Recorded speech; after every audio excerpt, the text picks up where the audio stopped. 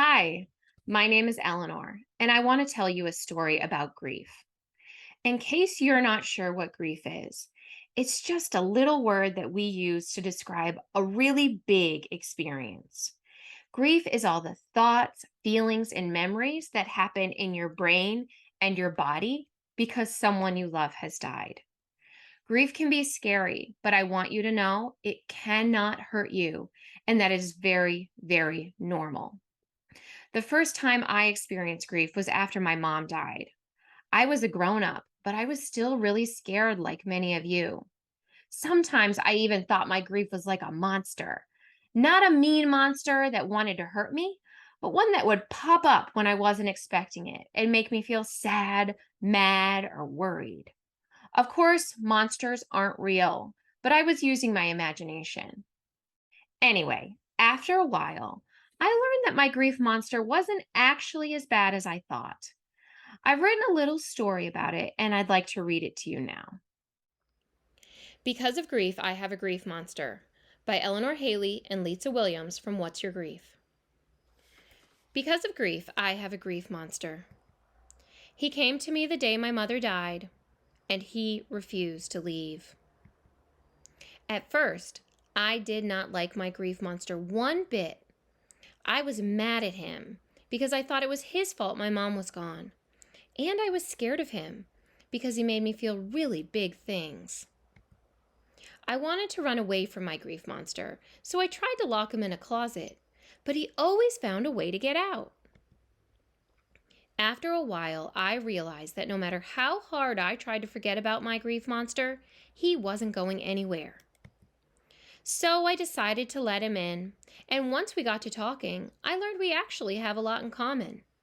We both really miss my mom, and we both want to remember her. My grief monster didn't know that missing my mom sometimes feels really hard for me. So I told him, and he said he understood. The truth is, grief monsters don't mean to make people feel bad. They actually feel a lot of the same things you do, but in a really big way. So sometimes they accidentally cause grief storms. Grief storms are when you feel a lot of really difficult feelings all at the same time. And sometimes they want to think about things when you don't want to, or talk about things before you feel ready. But they're open to feedback. Feedback means telling them how you feel. For example, if your grief monster always brings up memories of your loved one when you're at school, you can say to him, I will take time to think about my loved one when I get home from school, but right now I have to focus on my teacher. Once I understood my grief monster better, I let him go everywhere with me. Sometimes when my grief monster reminds me of my mom, I feel sad. But other times, I feel warm and happy. I like those times.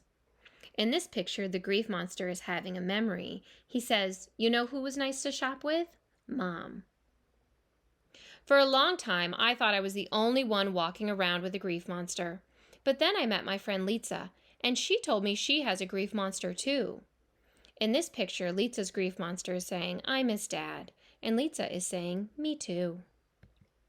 The funny thing about grief monsters is that many people have them, but you can't see their grief monsters until they tell you about them. Sometimes it takes a long time to realize that grief monsters are scariest when you make them live in the darkness. When you let them into the light, you often find that they aren't as terrifying as you thought. They just might need a little help figuring out how to be around you without always causing trouble. And sometimes they forget and upset you anyway. So it's helpful to know people you can talk to and ways to cope when your grief monster makes you feel sad, mad, anxious, lonely, or any other scary feeling. Grown-ups can be good to talk to, and they can also help you find coping tools to use when grief gets really hard. I wonder, do you have a grief monster? What does your grief monster look like? What does it sound like? When does it show up? Does your grief monster look like a mad monster, a scary monster, or just a really annoying monster who runs around being loud and stepping on your toys?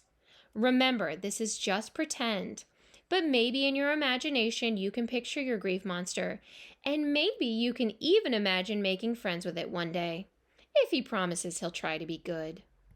This message is for grownups taking care of kids who are grieving.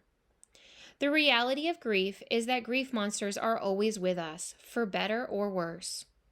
As kids grow up, they will re-grieve, which means they'll grieve for new things. They may come to understand their loss differently, and they may have new questions about their loved one and their death. Ideally, adults should open a dialogue about their loved one, the loss, and grief, and let kids know they can revisit the subject with you at any time.